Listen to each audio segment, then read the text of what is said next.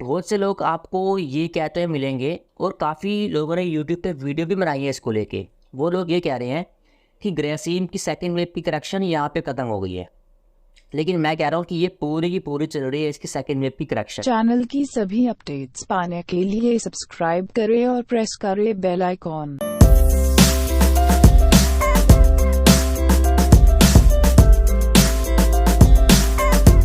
Hello दोस्तों, बहुत बहुत स्वागत है आपका हमारे यूट्यूब चैनल प्रतीक भल्ला में। दोस्तों आज हम बात करेंगे ग्रेसिम इंडस्ट्रीज़ के बारे में। दोस्तों एनालिसिस शुरू करने से पहले मैं एक छोटा सा अपडेट मैं आपको दे दूं इसके बारे में कि आज से तकरीबन 3 साल पहले 2020 में हमने ग्रेसिम के ऊपर वीडियो बनाई थी और उस समय इसका प्राइस यहाँ पे काम कर रहा था 400 से लेकर 600 के बीच में। और उस समय हमने वीडियो में बिल्कुल क्लियर आपको कहा था कि हमारे हिसाब से यहाँ पे इसका बॉटम बनना है और आने वाले टाइम में इसका प्राइस आपको यहाँ से कम 10 गुना अगर टन देने वाला है, कम से कम कहा था मैंने। और अब रिजल्ट आपके सामने है। 400 का प्राइस अब आप देख सकते हैं 1700 के आसपास आ चुका है। ऑलरेडी 4 टाइम्स ये आपको रिटर्न दे चुका है। और जिस स्ट्रक्चर में ग्रेसिम अभी है इसके हिसाब से मैं बिल्कुल श्योरिटी के साथ आपको मैं ये कह सकता हूँ कि अभी भी ये स्टॉक यहाँ से मतलब कि 1700 से अभी ये स्टॉक यहाँ से आने वाले टाइम में कम से कम 10 गुना का रिटर्न और हमें दे सकते हैं। वो बहुत ही लॉन्ग टर्म का पर्सपेक्टिव हो जाएगा, तो इसलिए बट मोटा मोटा आप ये मान के चलो कि आने वाले टाइम में 3 से 5 गुना का रिटर्न तो आपको ही ईजिली देने वाले, बहुत ईजिली हंसते हंसते देगा। ठीक है। सो ग्रेसिम इंडस्ट्रीज़ की पूरी हिस्ट्री को हम एनालाइज करेंगे नियो वेव के थ्रू और देखेंगे कि अभी कौन सी वेव इसमें चल रही है और अभी हम किस तरीके से इसमें काम कर सकते हैं, वो सब दिखते हैं। सो ग्रेसिम का चार्ट यहाँ से शुरू हुआ था। ग्रेसिम का चार्ट यहाँ से शुरू हुआ था, यहाँ से ये गया सीधा यहाँ पे। ठीक है। तो ये जो आप देख रहे हो, ये जो प्राइस इसका गया 15 रुपीज़ से लेकर 600 रुपीज़, ये थी इसकी बड़े टाइम फ्रेम की फर्स्ट वेव। ठीक है। और उसके बाद इसने दी हमें बड़े टाइम फ्रेम की सेकंड वेव जो कि थी 3 लाख की करेक्शन, ये ए, ये बी और ये सी। ये बड़े टाइम फ्रेम की फर्स्ट वेव और ये 3 लाख की चीज़ थी बड़े टाइम फ्रेम की सेकंड वेव की करेक्शन। ठीक है।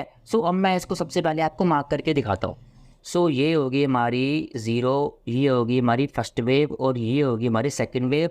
अब थर्ड फोर्थ फिफ्थ तो बनेगी बाद में। अभी मैं चार्ट से उसको बाहर करता हूँ। यहाँ पे बनी हमारी बड़े टाइम फ्रेम की फर्स्ट वेव और यहाँ पे ख़त्म हुई हमारी बड़े टाइम फ्रेम की सेकंड वेव। अब दोस्तों ये जो पॉइंट है ना, यहाँ से निकली है इसकी बड़े टाइम फ्रेम की थर्ड वेव।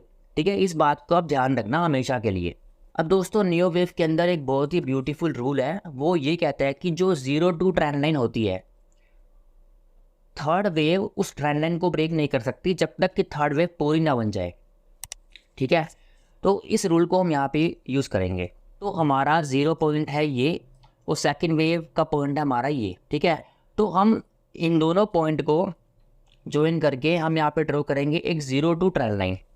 ठीक है। मैं ड्रॉ करता हूँ, ये हमारी 0 और ये 2 ट्रेंड लाइन, ये हमारी 0-2 ट्रेंड लाइन। ठीक है। अब नियो वेव के उस रूल के हिसाब से जो थर्ड वेव इसकी निकली है यहाँ से बड़े टाइम फ्रेम की, वो इस ट्रेंड लाइन को ब्रेक नहीं कर सकती जब तक कि थर्ड वेव पूरी ना बन जाए। इस रूल को बहुत ही ध्यान से आप समझना, किसी भी चार्ट टाइप उसको अप्लाई कर सकते हो। ठीक है।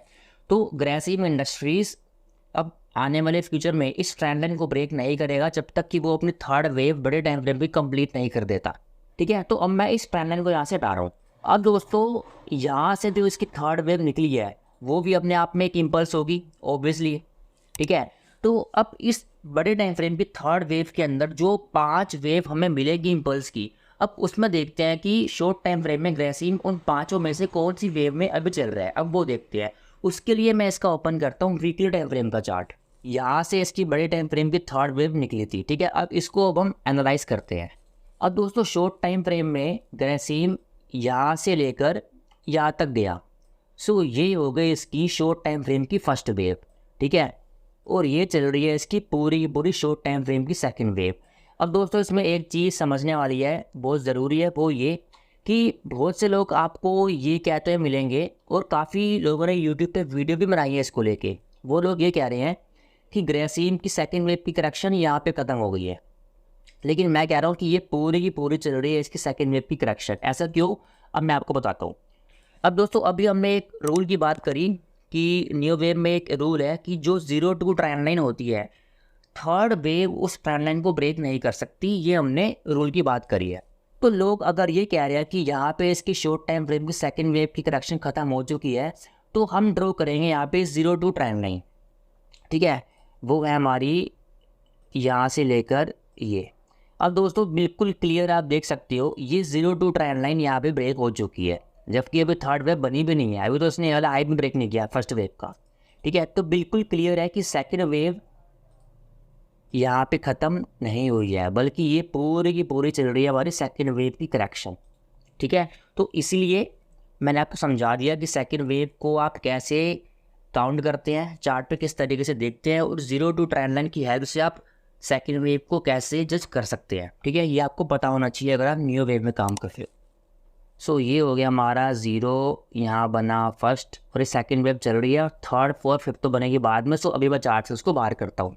ये चल रही है हमारी पूरी की पूरी सेकंड वेव की करेक्शन, मतलब कि ग्रासिम इंडस्ट्रीज़ की अगर हम बात करें तो सबसे बड़े टाइम फ्रेम में ये अपने थर्ड वेव में काम कर रहा है, और उसके भी अंदर ये अपने शॉर्ट टाइम फ्रेम में सेकंड वेव में काम कर रहा है, जो कि सेकंड वेव की करेक्शन इसकी अभी चल रही है, ठीक है। तो मतलब अभी ये करेक्शन में ही चल रहा है।